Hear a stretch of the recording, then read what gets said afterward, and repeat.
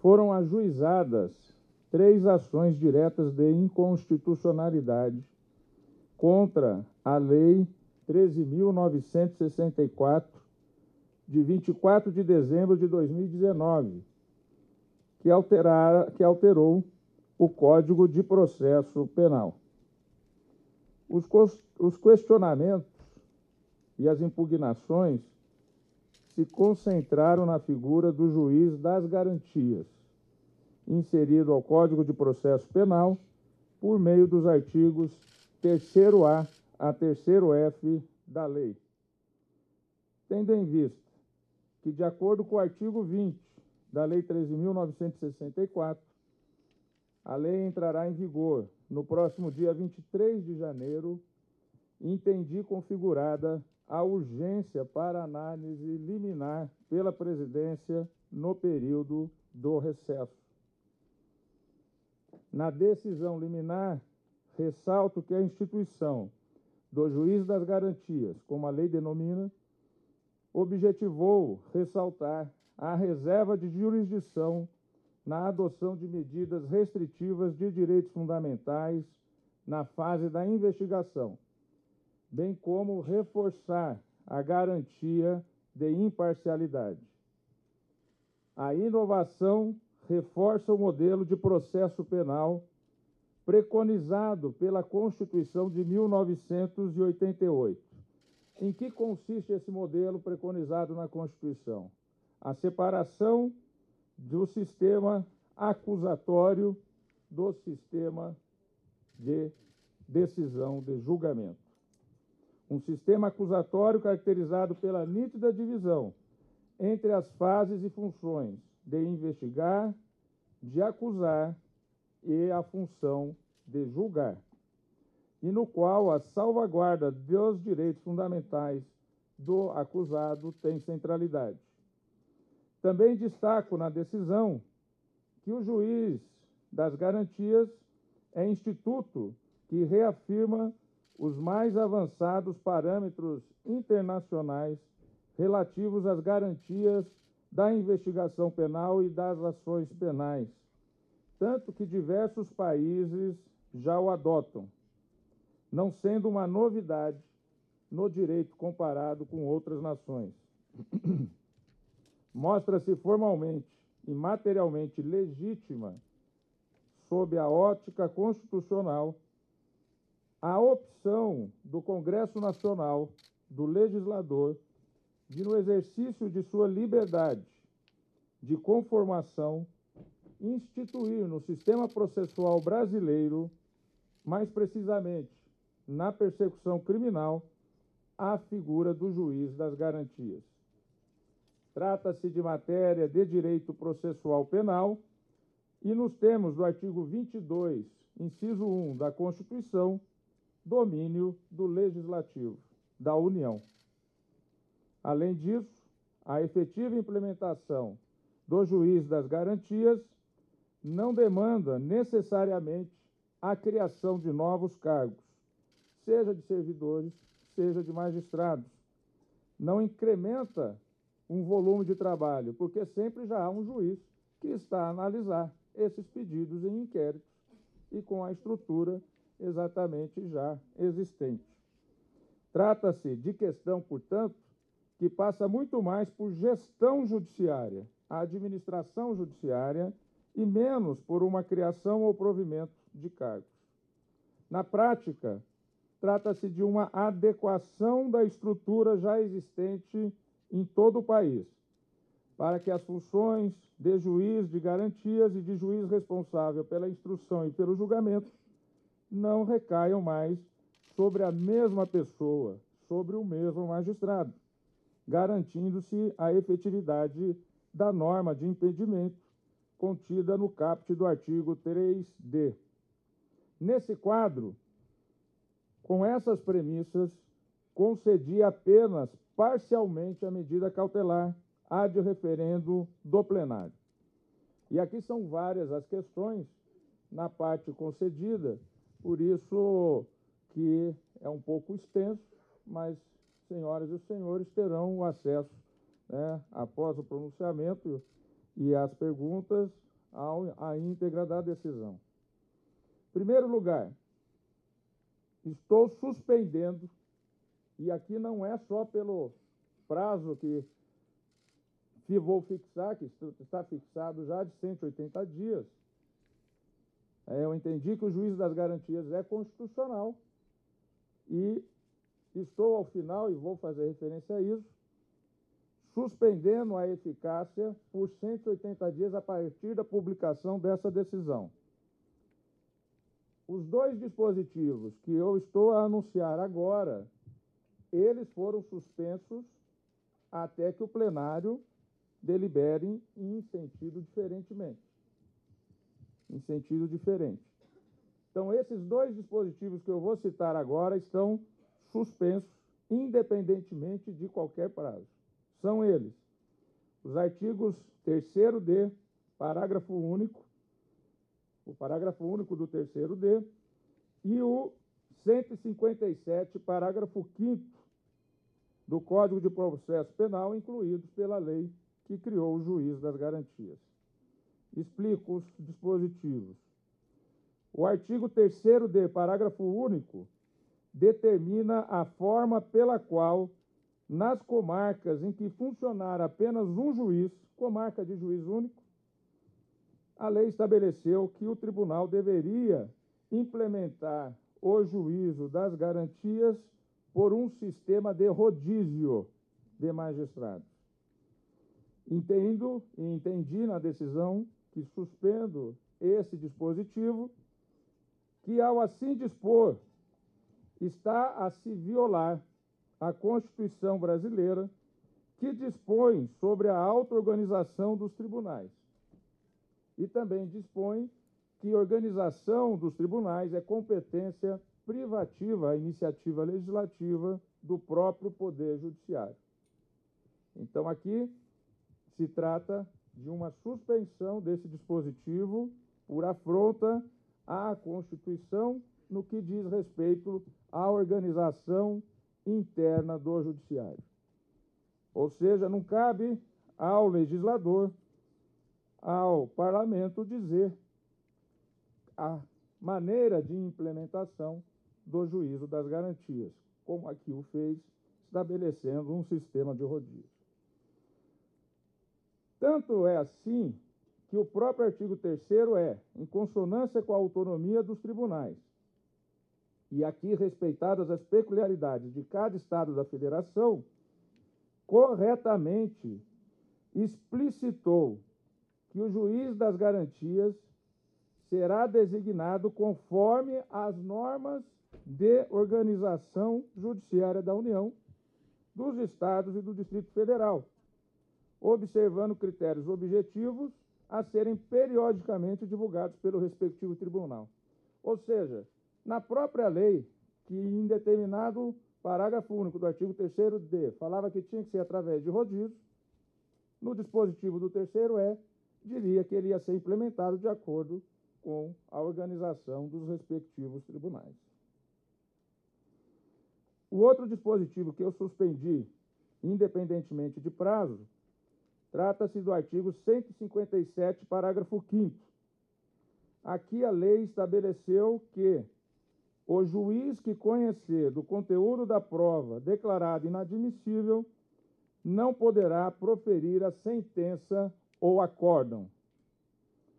Entendi que trata-se de norma de competência que não fornece critérios objetivos e clareza suficiente para a sua aplicação, o que poderia permitir inúmeras alegações de nulidades de pedidos de habeas corpus em razão da sua falta de objetividade e de clareza. Além disso, poderia funcionar como um instrumento deletério de interferência na definição do juiz natural, em ofensa a essa importante garantia constitucional. Então, esses foram os dois dispositivos que eu suspendo, independentemente de prazo. Quanto aos artigos 3º-B, 3º-C, 3º-D caput, 3º-E e 3º-F que a lei introduziu ao Código de Processo Penal, até a efetiva implementação do juiz das garantias pelos tribunais, ficarão suspensos, ou até o prazo máximo de 180 dias a partir da publicação dessa decisão, que é o prazo que estamos prevendo para que os tribunais já possam ter implementados o juiz das garantias. E por quê? A implementação do juiz das garantias demanda a organização que deve ser implementada de maneira consciente em todo o território nacional, respeitando-se a autonomia e as especificidades de cada realidade e de cada corte, de cada tribunal. Tendo isso em vista, o Conselho Nacional de Justiça, por meio da portaria número 214 de 2019, instituiu, imediatamente após a sanção da lei, grupo de trabalho voltado à elaboração de estudo relativo aos efeitos da aplicação da Lei número 13.964 aos órgãos do Poder Judiciário brasileiro. Os tribunais, a partir das diretrizes de política judiciária que vierem a ser fixados pelo CNJ, trabalharão na reorganização e no rearranjo de suas estruturas, o que passará pela adaptação das normas de organização judiciária da União, dos Estados e do Distrito Federal, exatamente como estabelece o comando do artigo 3º-E da lei. O prazo de 30 dias fixado para a vigência e eficácia da lei no artigo 20 é insuficiente e não é razoável, não é factível, para que os tribunais possam promover as devidas adaptações e adequações. Portanto, impõe-se a fixação de um regime de transição mais adequado e razoável, que viabilize, inclusive, sua adoção de forma progressiva e programada pelos tribunais. E por que o prazo de 180 dias? Um prazo que foi buscado dentro da própria lei.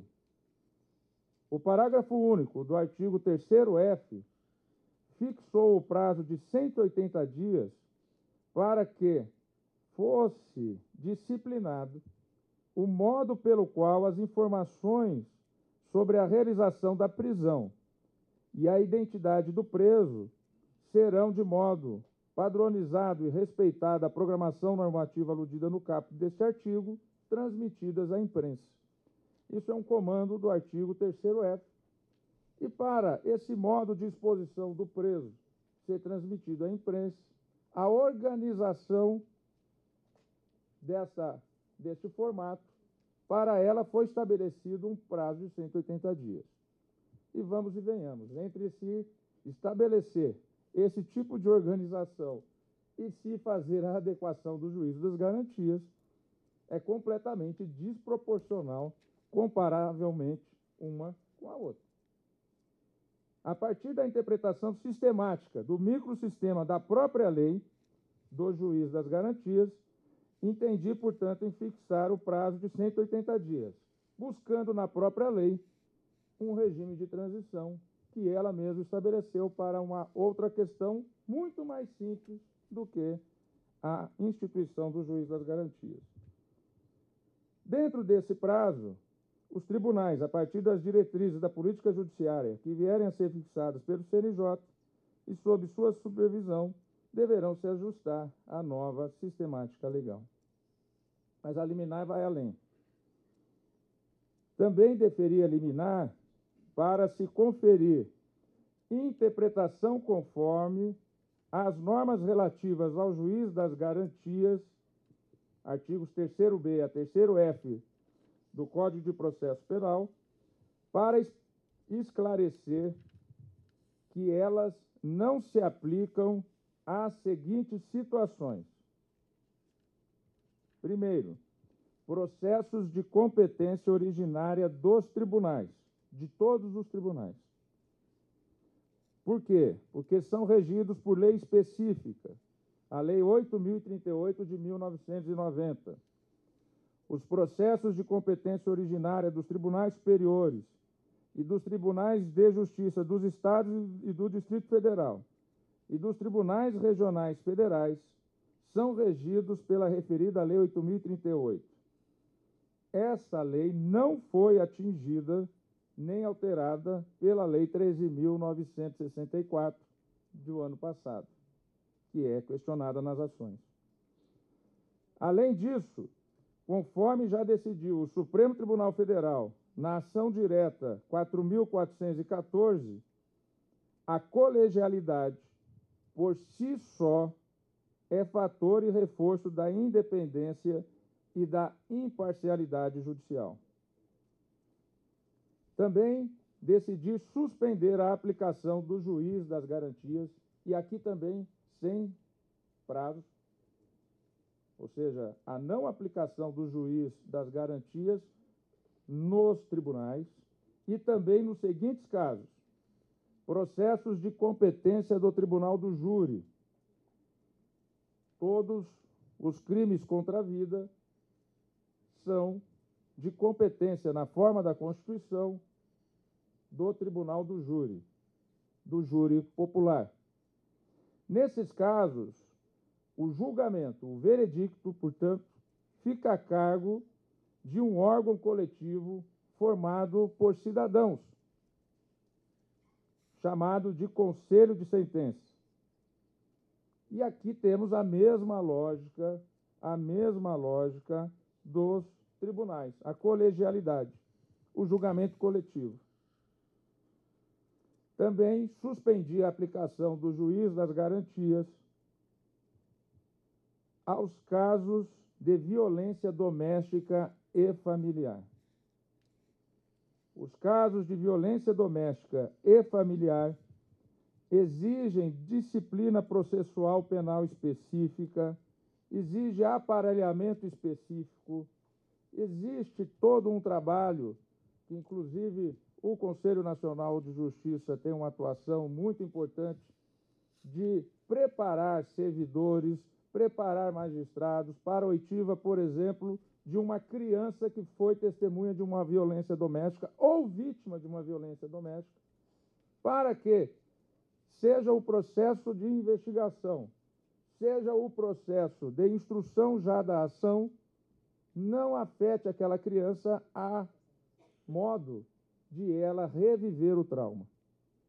Ou seja, quem atua nesses casos, e estamos aparelhando, seja servidores, seja magistrados, os operadores do sistema de justiça, para terem uma atuação nesse caso que, por exemplo, preservem exatamente aquela pessoa que já sofreu a vitimização.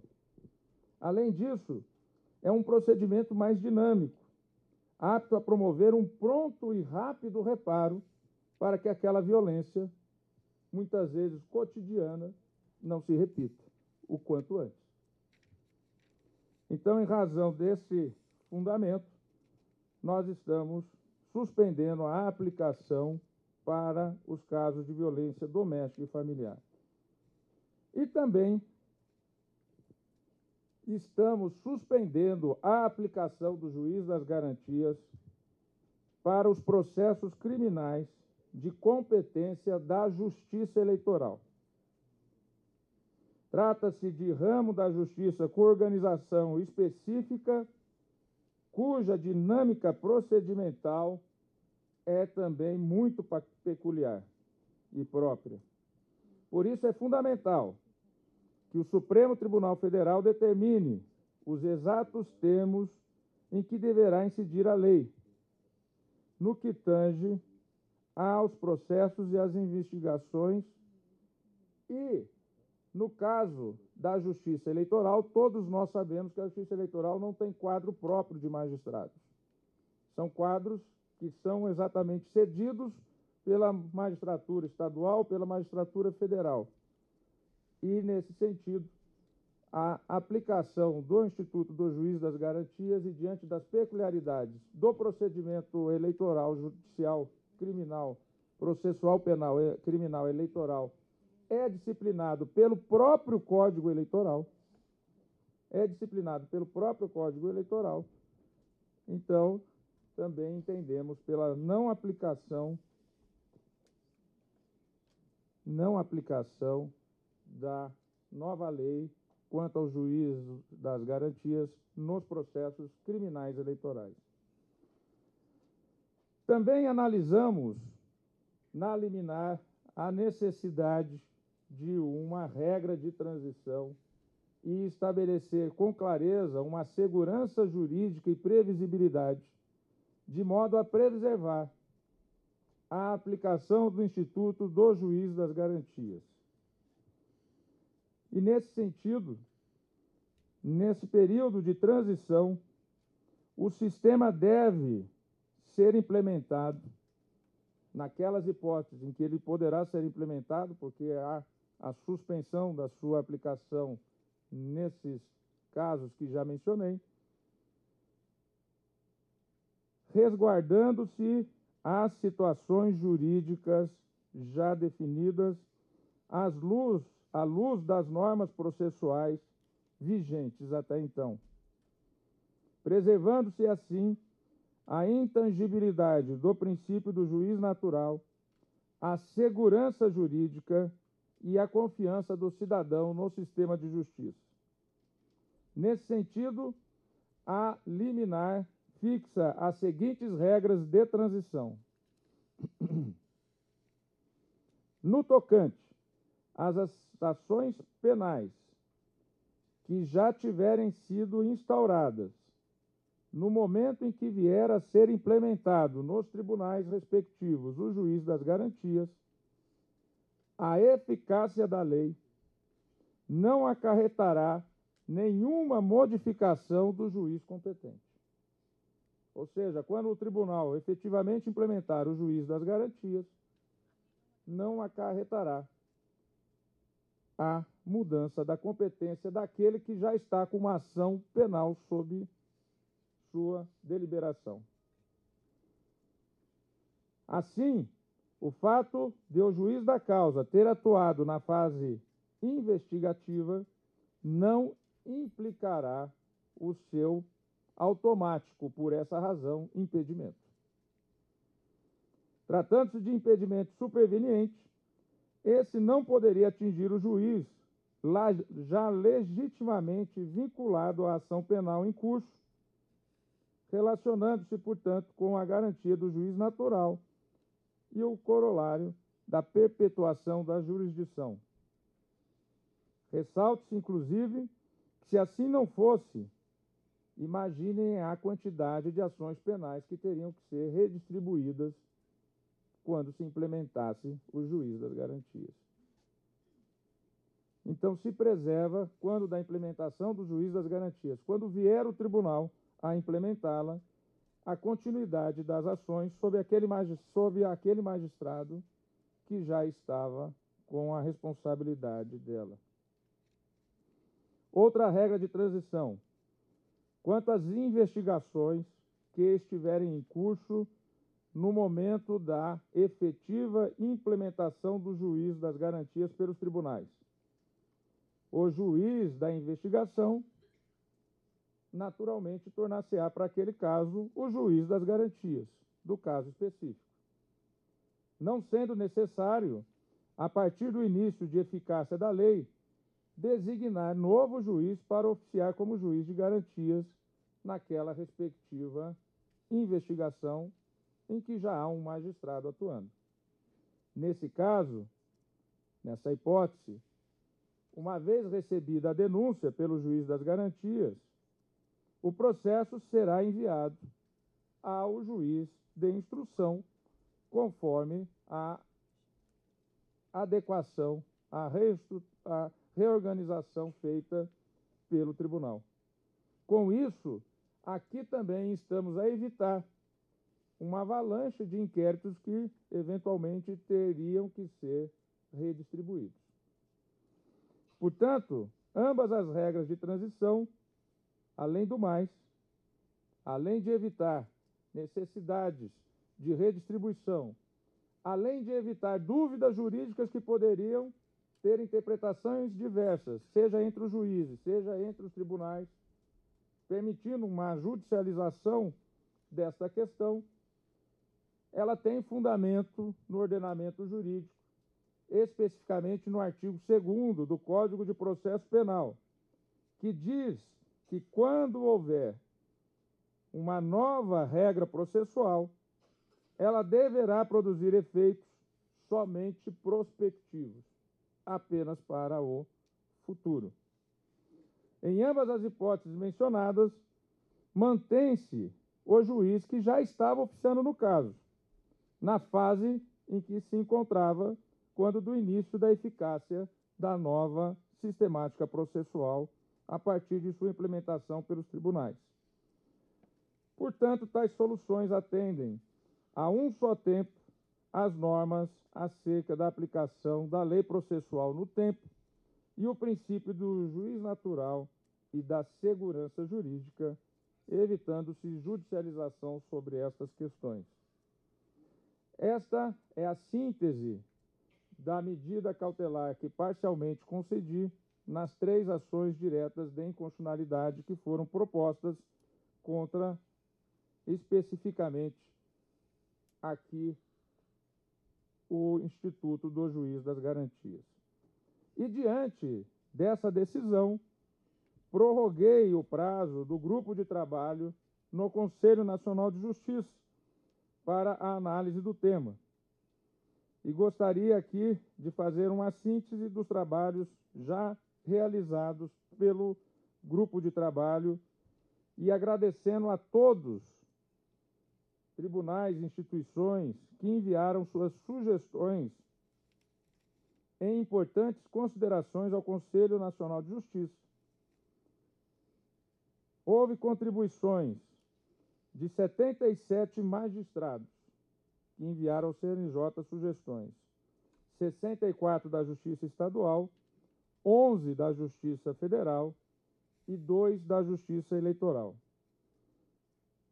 Houve a manifestação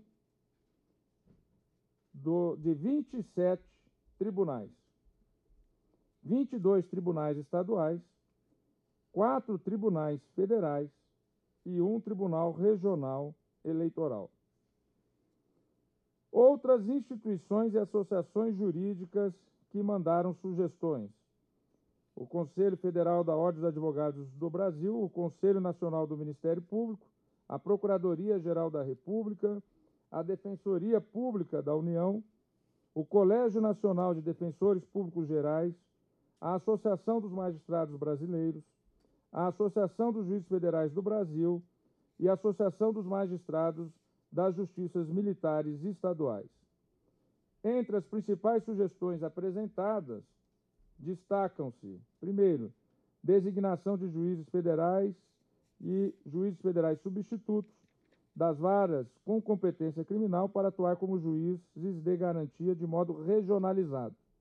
Aqui eu não estou falando sobre a decisão liminar, isso aqui são propostas que foram enviadas ao grupo de trabalho do CNJ com sugestões. Outra sugestão que foi recebida: implementação de sistema de videoconferência na hipótese de o deslocamento ocorrer no interior.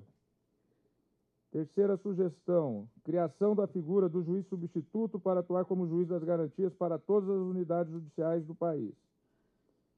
Uma outra sugestão: criação de centrais de inquéritos regionais, com competência para análise do flagrante até a fase do recebimento da denúncia, inclusive para realizar audiência de custódia. E o outro, que já está em andamento e bastante avançado, a conversão dos processos em processos eletrônicos. Nós já temos mais de 80% dos processos no Brasil em sistema eletrônico. Evidentemente que isso facilita, sem dúvida nenhuma, a passagem e a análise dos processos de maneira mais remota. Quais encaminhamentos que serão dados para o caso? O Departamento de Pesquisa Judiciária do Conselho Nacional de Justiça está sistematizando todas as sugestões recebidas e até a próxima terça-feira, dia 20 de janeiro, enviará os resultados das sugestões para o grupo de trabalho para tratar do tema. Posteriormente, o grupo de trabalho terá, pelo prazo que eu fixei na prorrogação, até o dia 29 de fevereiro. Estamos num ano bissexto.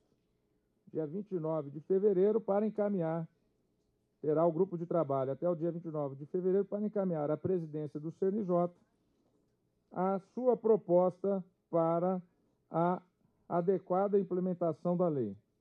A partir daí, o Conselho Nacional de Justiça deliberará, através do seu plenário de conselheiros, a normatização das regras para a implantação do juiz das garantias.